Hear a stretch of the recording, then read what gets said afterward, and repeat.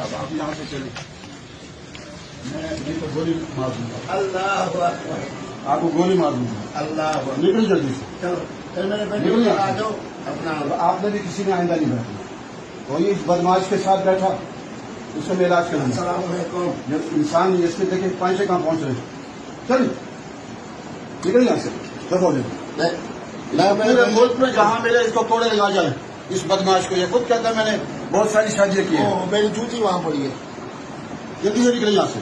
और आप लोग यूं इंतजार क्यों बैठे इस बदमाश के साथ जो कहता है मैं बहुत सारी शादी करता हूँ, नया दिन बनाया इसने।